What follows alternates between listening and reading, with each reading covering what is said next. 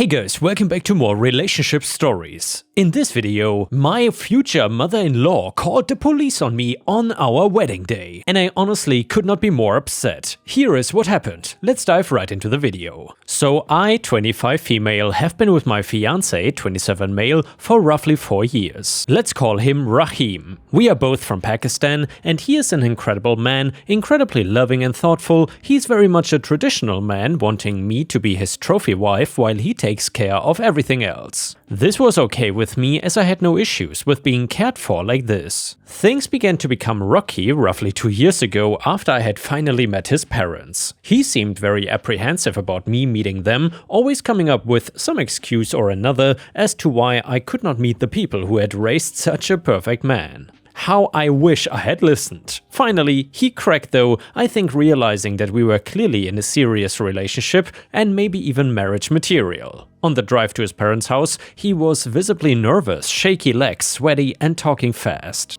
All this was very unusual for my cool and calm man of the house. Pulling up to the house, his mother was already in the driveway. She must have been waiting for us. She immediately pulled Rahim into a hug, smothering him with kisses. Stepping out of the car to introduce myself as well, and before I could say anything, her entire demeanor changed already. Looking over at me with what was unmistakable disgust. The entire time we spent at her parents' house was abysmal. She sat and talked Rahim's ear off, shooting looks in my direction, scanning me from head to toe. Anytime I tried to make small talk, she would turn her back, pretending to not hear me, and continue speaking to Rahim. Fast forward 2 years, and I've never stopped trying to be as cordial to my mother-in-law as I can, though it has been exhausting. More than once, Rahim has told me of how his mom met these incredible women who would be perfect for him. Always making sure to slip in that she can assure Rahim that they are virgins and pure. Giving him a detailed list of how much better they are than me. For those who are unaware, there can be some very traditional views around virginity in Pakistan. When I try to ask him to talk to his mom about how I don't enjoy how she treats me and that the things she says make me uncomfortable, he just laughs it off, promising she means well and that she will come around. For clarification, Rahim is the only man I've ever been in a committed relationship with. Over the last 2 years, I think his mom has been wearing on him to the point that he has asked me if I've ever been with another man. I have assured him every time he's brought it up that of course not, that he is the only man for me, and making sure he knows I went to a girls-only school growing up. Well, this seemed to calm things down for a few months before his mom says something to him again to make him doubt me. Anyway, now that we have a baseline set for the context of this mess, 3 months ago it was finally our wedding day. I'd been dreaming of this day since I was a little girl, as all girls do, excited to finally call Rahim my husband and truly start our life together, but I could feel this pit in my stomach like dread and I couldn't place it. At this point, I was in a small room at the venue and my mother had just left to get me a drink of water. Just then I heard the door open and close, followed by the sound of the lock clicking. Striding across the floor towards me was my mother-in-law, and the look in her eyes was one of excitement. Like a hunter that had finally snagged its prey, she jammed her crooked finger into my chest and hissed, "I knew it. I knew you couldn't be trusted. I knew you were a dirty girl and that my boy had dragged off the street." Completely taken aback, stumbling for my own words in shock. "I've no idea what you're talking about. Please keep your voice down." My mother-in-law sneered, pulling her phone from her pocket and scrolling through a string of messages. "I've hired a private investigator, you know. Something in my gut told me that you were trash, and I knew I was right." She jammed the phone in my face, and as I tried to focus on the photo, a wave of frustration and rage hit me. The photo was of me hugging my uncle, who I'd run into on my way to a doctor's appointment. "Hugs, kisses? Disgusting!" She spat. Saliva peppered my face, she was so close. "I hope you know Rahim will be hearing about this and we can finally be rid of you. I have done nothing but love your son, every step of the way, and this?" I motioned to her photo evidence, "is a picture of my uncle. You're delusional. This photo proves what you are, a leech that has no place in my family. The police are already on their way," she crowed. "What do you mean? You've called the police on me?" "You have defrauded my son. You're not a virgin. You're not pure. Soon the police will be here. I've already told them how you've lured my son into a marriage with false pretenses. You're finished." I begin to feel hot. I can hear my heart pounding in my ears. With purpose, I move to go past her to rush through the door. I need to find Rahim. Behind me, I can hear her shouting at me, pointing her finger and hurling insults. "Cheater! She slept with another man, I have proof!" She holds and waves her phone above her head. People around her begin to look about confused at what's going on. I began to dart through guests, smiling reassuredly at the people I was passing. Friends, family and co-workers all marveling at the beauty of me in my dress. Then they hear my mother-in-law. Their looks then twist into a confused face, but I had one thought on my mind. This has to end. I spot Rahim entertaining a few guests, laughing and enjoying the day, until we lock eyes, mine filled with the rage of 2 years of mistreatment, and his like a sad puppy who just got caught doing something he shouldn't have.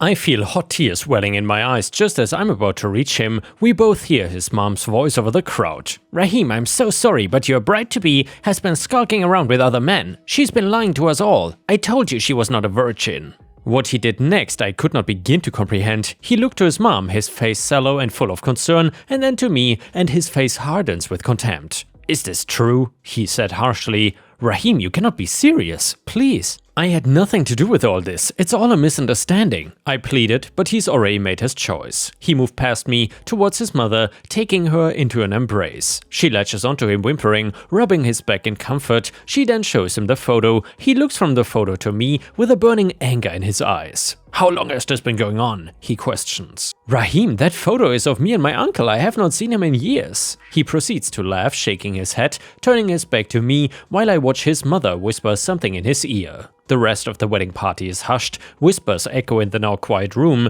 tears run down hot my cheeks as I look across the faces in the room, the sounds of distant sirens grow closer, all eyes fall on me. The following hours consisted of police questioning guests as to what they heard or saw. Within a few minutes they had my uncle on the phone who confirmed my story. This made my mother-in-law go into a rage, screaming for the officers to arrest me. The officers lead my mother-in-law as she screams over their shoulders at Rahim for him to come save her. But Rahim is fixated on the floor, his shoulders slumped, unable to meet my eyes now. A sudden wave of clarity and calm came over me. I am done. I took a shaky breath, gathering my thoughts before returning to the crowd of wedding guests. "Thank you all so much for coming, but the wedding is off." Gasps cut through the crowd. I feel Rahim's hand grip my arm, but I pull it away.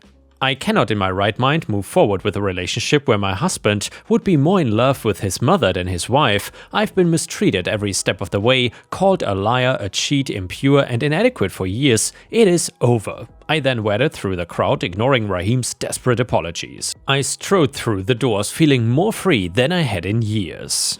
And now, ripe stars, we have an update to the story. And by the way, it was actually formatted in a different way in the original Reddit post, but there were like some weird fonts and emojis, and when I copied that into my Word document from which I read usually, it just ended up looking weird. So I reformatted the whole thing. Anyway, so a few months later, I had an incredibly awkward situation where I ran into Rahim at our favorite coffee shop. He looked tired and drained. I nearly felt pity for him, but then I remembered that I must have looked something similar after being insulted and told that I'm not good enough month after month. He came up to me sheepishly, unable to meet my eyes, saying, "Hey, look, please can you give me..." I cut him off before he could even finish his thought. "No, Rahim, it's over. I'm building a new life for myself. My life with you is over. You had years worth of chances and you did nothing. I think you should go. I'm guessing your mom would not want you to drag home more trash." He nodded solemnly, just muttering, "I'm sorry," under his breath before turning and leaving. I can say confidently that my time with Rahim was not entirely a waste. I learned so much about how other people work and about myself as well.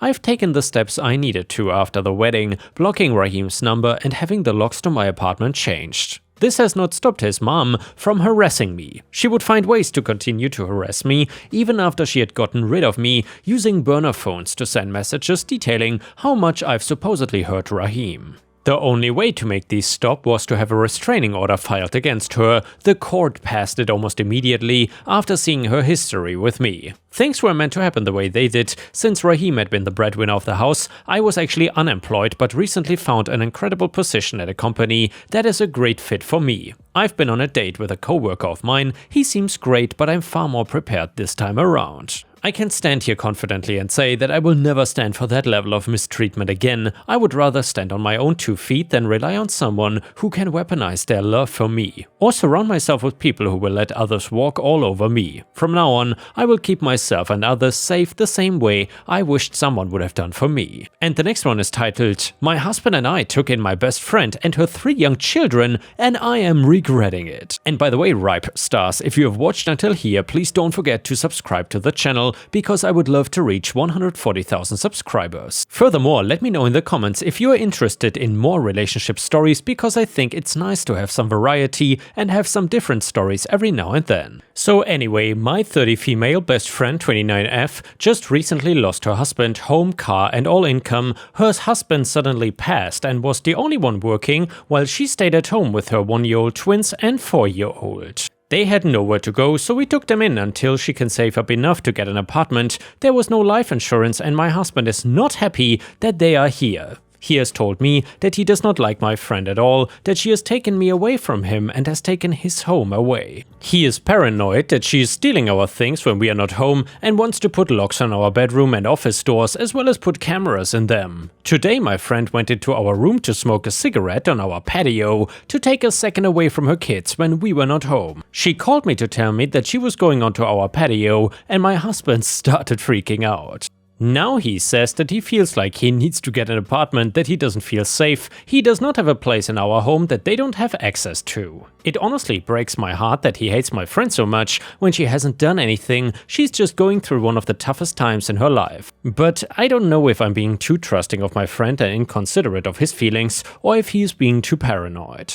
And then a person in the comments said, "I think there needs to be a discussion of a timeline for when she is leaving. He agreed to take her in the short term, at least that's the impression I got reading this, so he needs to chill a bit about them living in his space. That being said though, suddenly having another woman he doesn't like and 3 kids in the house is understandably not awesome. I think the solution is to set a timeline for when she is leaving. Also help her find a place as her friend, but stick to the timeline." And then OP, who got downvoted, said, "The agreement was a medium term, stay 8 months to get her kids into daycare, get a job, save up for a car and a home. I do think it was a mistake to not have a solid move-out date set for her. It's definitely time to set that, she's only been here for a month now." Then OP answered some more questions. "I agree that she should not have gone into our bedroom while we were not home, and I need to re-establish these boundaries with her immediately. I have no problem with him putting the cameras and locks up if this makes him feel better, even though I will be talking with her. I don't have the option to be too afraid to talk to her.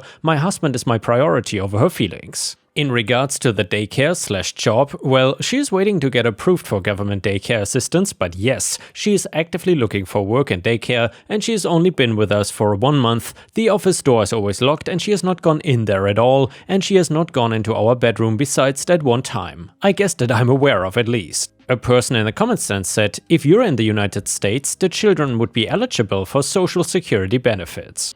You should encourage your friend to apply for those if she hasn't already. Your friend and her children may also qualify for Medicaid health benefits too." OP then responded, "She's been applying for everything possible. I'll make sure she has also applied for these. Thank you." Another commenter said, "This OP, how long are they already in your home? Who is paying for food, diapers and the very important cigarettes? Are you so sure that your husband is not right and she is maybe snooping everywhere where she should not snoop, and when you live with friends you get to know them? Why don't you let your husband put up cameras? Are you afraid that he is right and you don't want to stand up against your friend/for your husband? And if your husband is wrong, he will be reassured." And by the way, Ripe Stars, I'm curious, if you would be in this situation, would you put up cameras just in case? Let me know in the comments, what do you think? Look, it's a lousy situation for your friend to be in, but this is because of choices her husband and she made. She has to get her crap together ASAP for her kids' sake. There is leaning on someone and taking advantage of someone. OP responded, "She's been here for 1 month now. She's getting government assistance for food and diapers. We have a stash of cigarettes we've been giving her because we don't smoke, and a common gift from my husband's family when they visit from overseas are cigarettes." I have known this woman for 15 years and I would not for a second think that she would steal from us. There's no way for me to know 100% unless we put cameras up, which we will be doing. We already have cameras in the front yard, backyard and living room. It's not that I'm not letting him, I did think it was just a bit excessive. We can put locks and cameras up. I disagree on this situation being her fault though, but I 100% agree that she needs to get her life together for her and the kids. However, it takes more than 1 month to do that. And then a commenter said, not to mention that her, OP's husband, is Chinese, which means other culture, other way of dealing with things. They are known to be very reserved comparing to Occidental people, and from OP's post history, it seems that their home is a constant shelter for any friend of hers. I would be freaking out too if I had gotten married and ended up running a shelter for people not being able to be with my family and my family only for some time. And we are not even talking about all the other issues here, like who's paying the bills, who's buying food for all of them, and how even your very own bedroom is all of a sudden occupied by someone else. OP has to make a choice here. Does she really want to be married? It seems to be the female version of the "my husband got married but is still behaving like he's single" story. And then OP answered, yes, he's Chinese, our home has not been a constant shelter, although I do need to be better at saying no to my friends in need. She's the second person to stay with us, the first was a disaster, and I won't make that mistake again. He was 100% on board with helping my current friend out, and her situation is heartbreaking, especially for her children. We did not want them to be homeless. There are a lot of details about their story that's just so sad. She has no bills and she gets government assistance for food and diapers. Our room and the office are of course off limits, and I'll be re-establishing these rules and boundaries today. She cannot and will not be allowed to do what she did again. I disagree that I'm acting single, we both agreed to help a family in need. But it's hard and I'm realizing I need to be more firm with her. But I cannot read the mind of someone who tells me that there's no problem until 1 month in. A commenter then said, it is his home too, was he even part of the decision? She needs to find her own place, she cannot stay with you forever.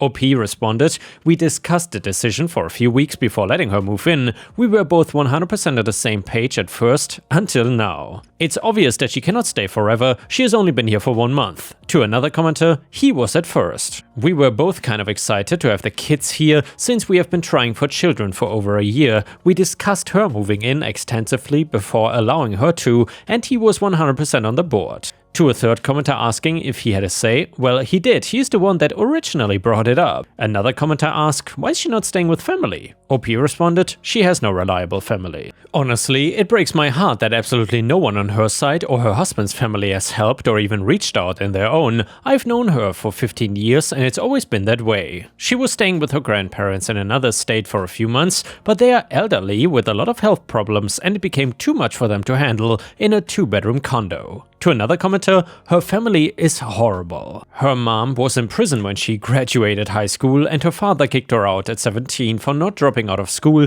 to care for his new child. It's very sad. As to his family, they were no contact with his family even before he passed, unfortunately. She is taking advantage of you. She is not taking us for granted at all. She keeps the house clean, cleans up after herself and her children, has assistance for groceries and diapers, waiting to get approved for other assistance too. This is the only problem we've had with her in the month she's been here. Her situation is heartbreaking, especially for her 3 children. If it was just her, we would have said no. My husband and I were on the same page with letting her stay. We agreed to 8 months, but I do agree that we need to set a specific move-out date. Another person commented, did you agree with your husband for her to stay for 8 months? Why save to get a car? She needs deposit for house rental, she doesn't have a job. Who will help with childcare? I think you entered this in good faith, but it's such a burden to take on. NOP responded, yes, my husband set the 8 months timeline. She will need a car to get herself to and from work, as well as her children to and from daycare. Public transport where we are is non-existent, she's rebuilding from zero. A commenter said,